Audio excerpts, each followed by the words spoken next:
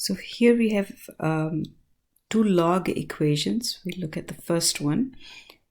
3 log x is equal to log 64.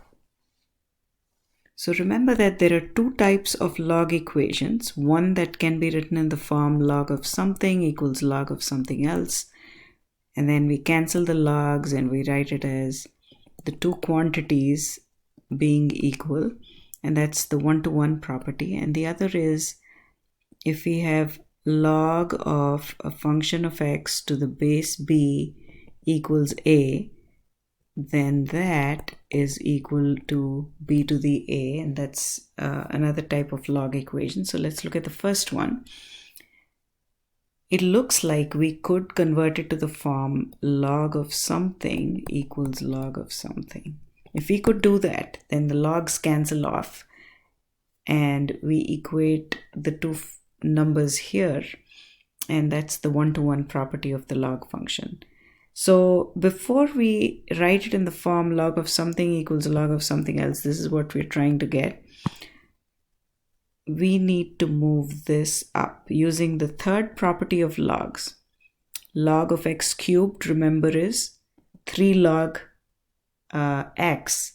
So 3 log x is log x cubed, and that is equal to log 64. So by the one-to-one property of logs, we have x cubed equals 64. So we take the cube root of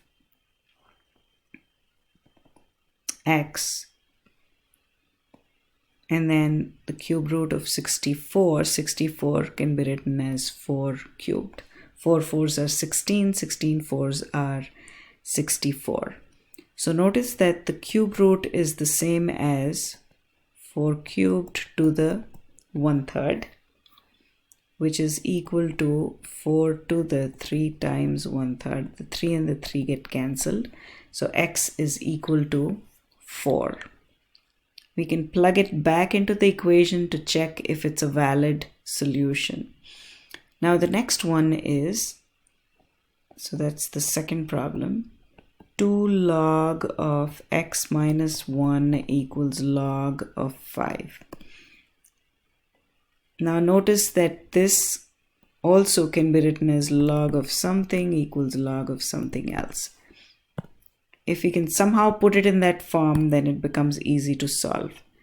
So let's move this up using the third property of logs.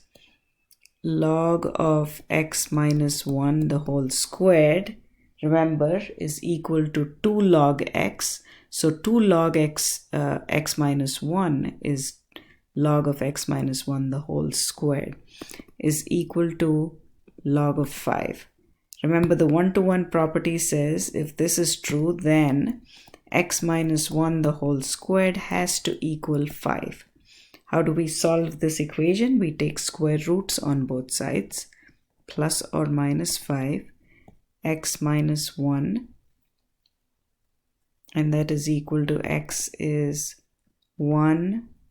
So we add 1 on both sides, 1 plus radical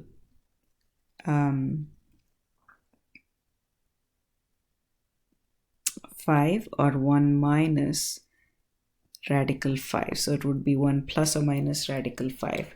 Now plug the equations back into the original equation and see if it is a valid solution or not.